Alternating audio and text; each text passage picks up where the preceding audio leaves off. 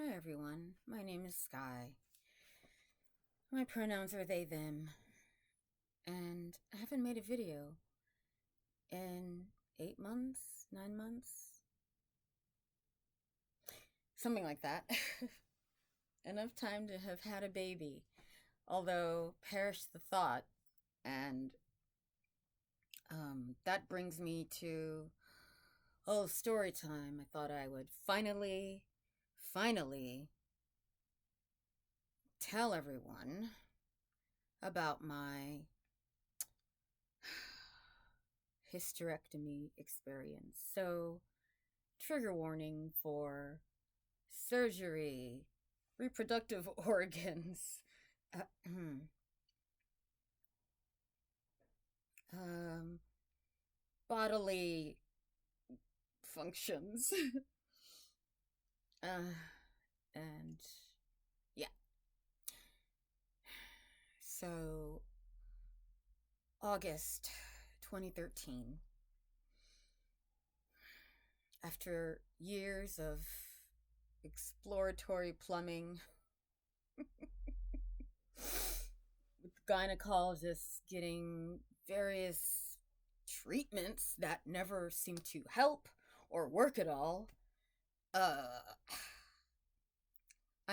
I took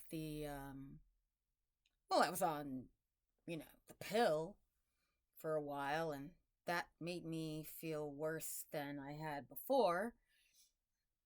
I I got the Depo-Provera shot, and that made me a paranoid maniac. I got an IUD, and that was just painful, perpetual pain and suffering.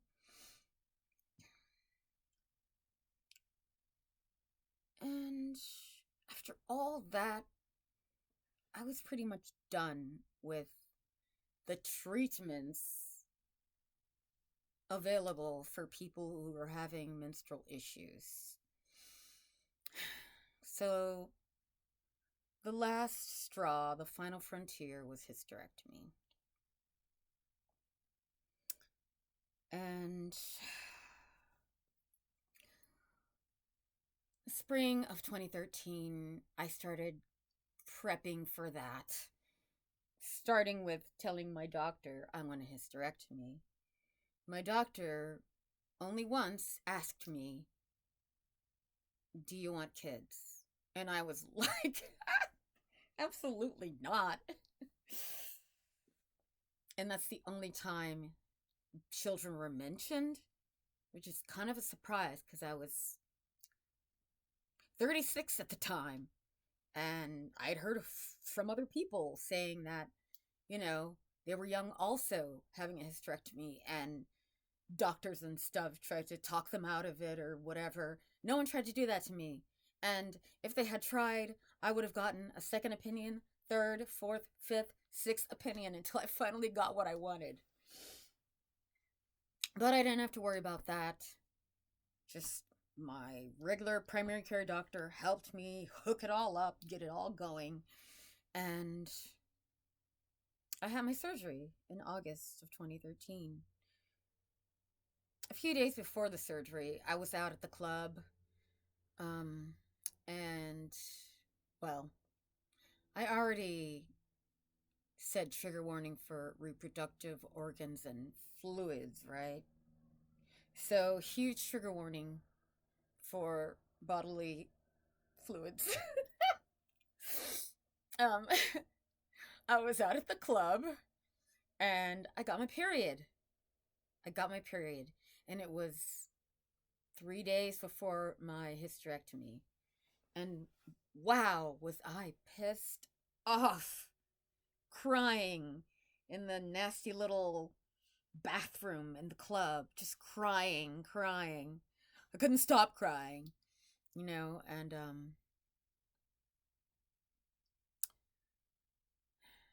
it actually ended up not being an issue on surgery day.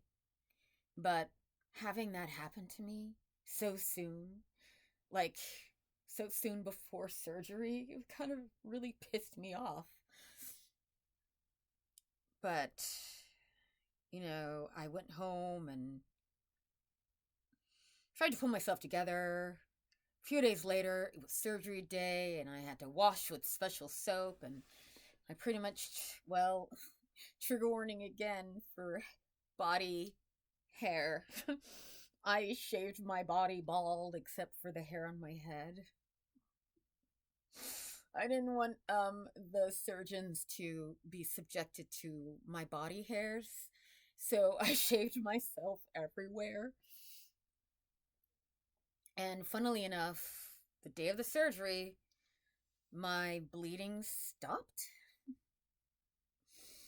So it wasn't a problem at all.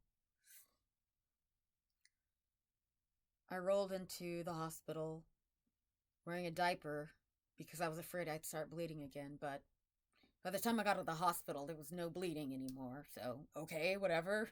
It was either a really short period or my body was in shock because things were happening, and I don't know. Uh, it hadn't been that long that I'd had a cervical biopsy, and I was drugged for that, but I had like hallucinations.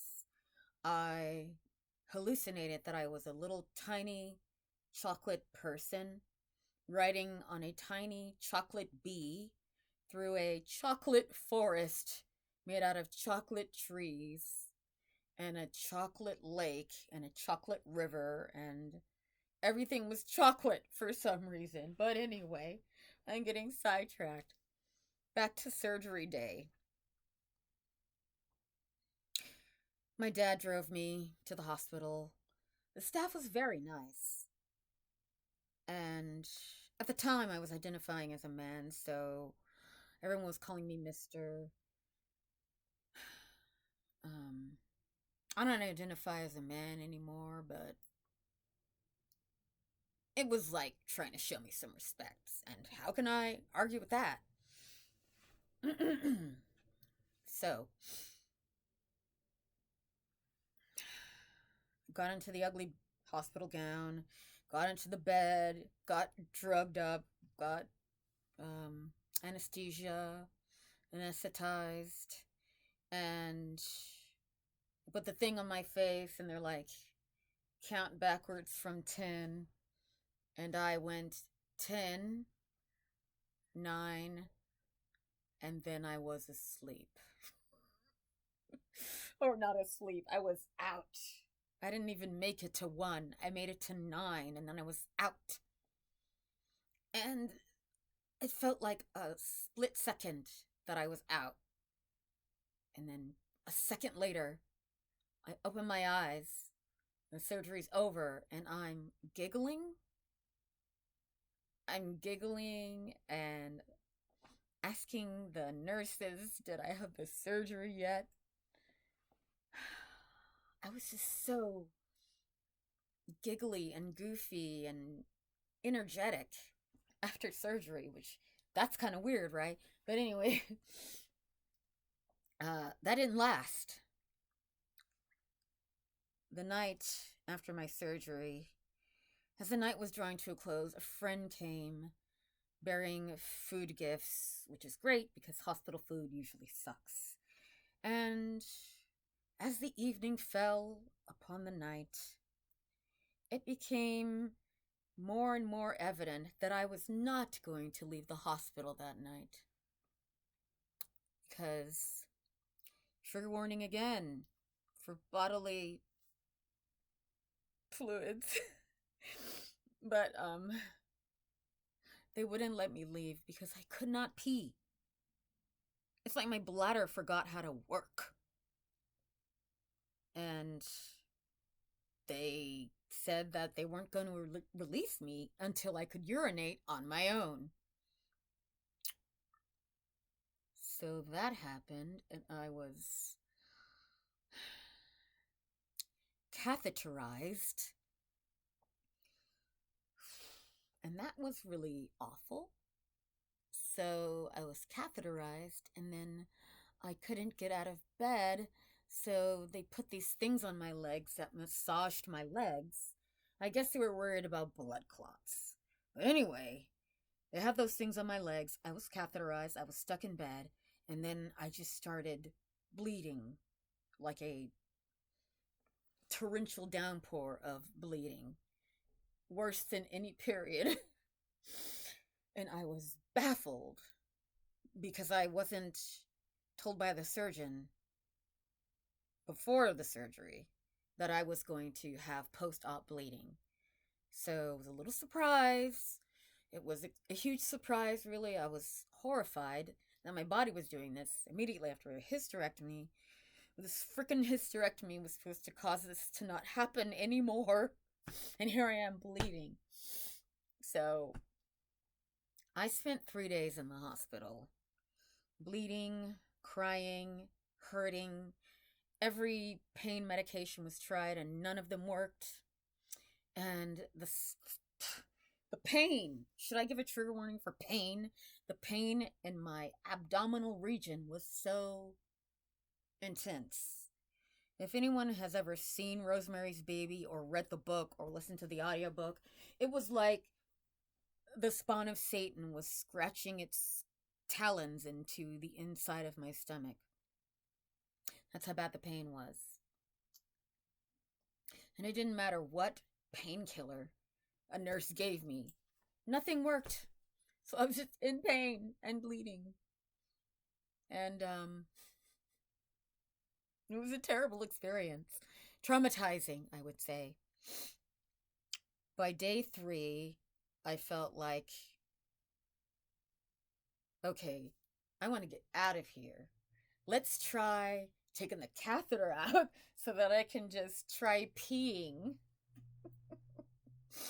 So, yeah, they took the catheter out. I could pee freely, and then they finally let me go.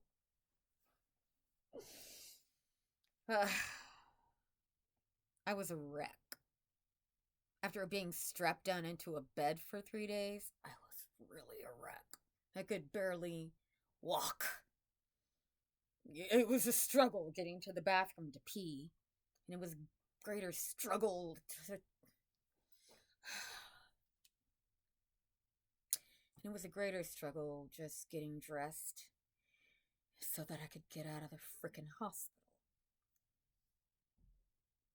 I was still bleeding and I was still in a lot of pain. My dad had to help me put my shoes on, and then we finally left the hospital.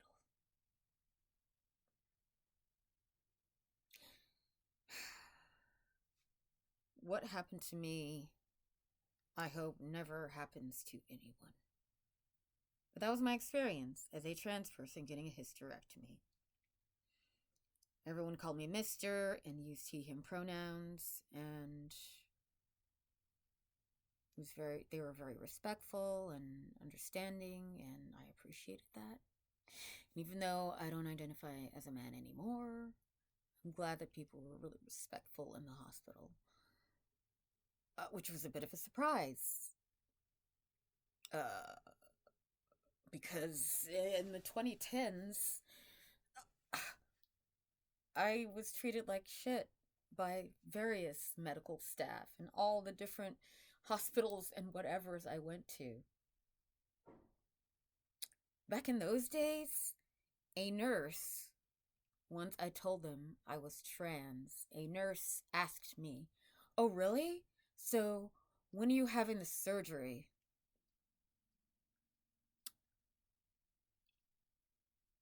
Yeah, it was those days. When are you having the surgery? Those days.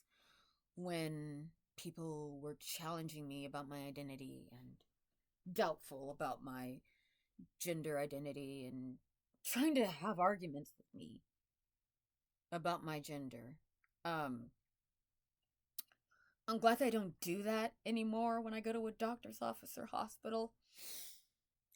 But it's like idiotic trying to debate with somebody about their gender. Who the fuck are you to tell anyone what their gender actually is? I don't know. But that's how they were back then. But that was the 2010s. Now we're in the 2020s. I've gotten a lot more aware. The doctors and nurses and hospitals and stuff, they seem more aware of trans people. I've had people even ask me what my pronouns are. I never thought I'd see the day that I'd be at a doctor's office and someone asked me what my pronouns are. That happened recently, a couple of weeks ago, and I was just, what? What? But hey, it seems like things are changing. And kind of going on a tangent there, kind of got sidetracked. Well, the other thing I wanted to say was I didn't find out until a very long time after recovery that the pain I was having post op was gas. Should I give another trigger warning? Should I have given another trigger warning for gas? Anyway, the pain I was having was because I had really bad gas. It was a laparoscopic hysterectomy, and they filled my abdominal area with air so that they could do the things, whatever fucking things they did with the robotic arms and whatnot. But, you know, I found out it was gas. And I dealt with this gas issue throughout August 2013, September, October. I think, yeah, by November 2013, I wasn't in that pain anymore, but at least I think November 2013, those pains were gone, but they lasted for months. It's like the gas was trapped and it took months for it to finally leave. But yeah, that was my fantabulous hysterectomy experience. And I hope that what happened to me never happens to anyone, especially concerning the gas. Anyway, now that we're done with that, how about something more cheerful? Like, I've been doing more sewing and altering clothing. Like these fishnets. I'm wearing fishnet stockings on my torso region. I turned them into, a fishnet shirt and poked holes. And I'm wearing a bunch of cool rings, including my asexual ring and my wedding ring when I got married to myself, also in 2013. Oh, and also, I made these shorts that I'm wearing. I made these shorts. They are like, they got a chain, they got a pocket here. There's like a strap thing here. I made them myself. There's a back pocket. And yeah.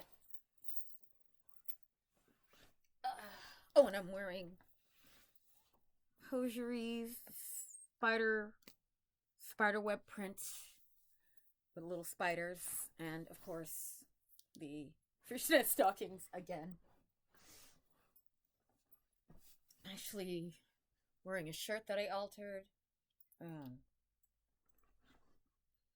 Let's see if I can get it on camera.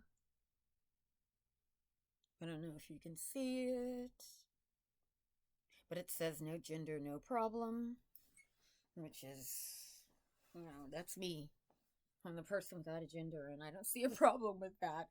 But anywho, I think that's enough for this long-ass video.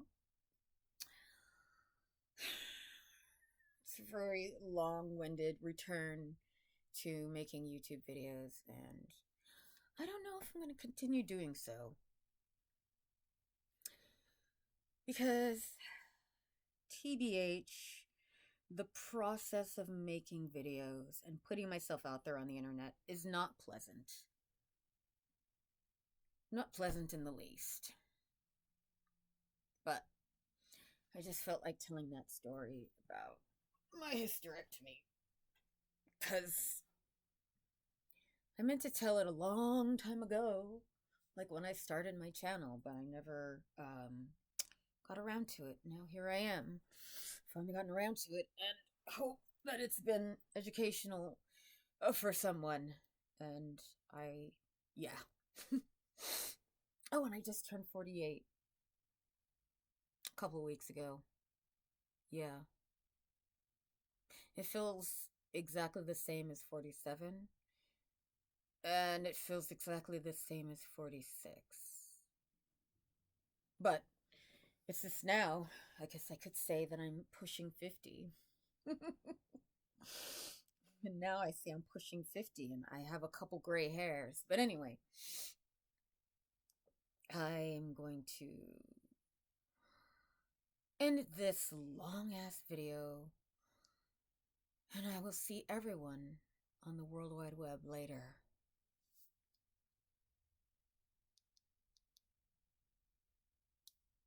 Bye.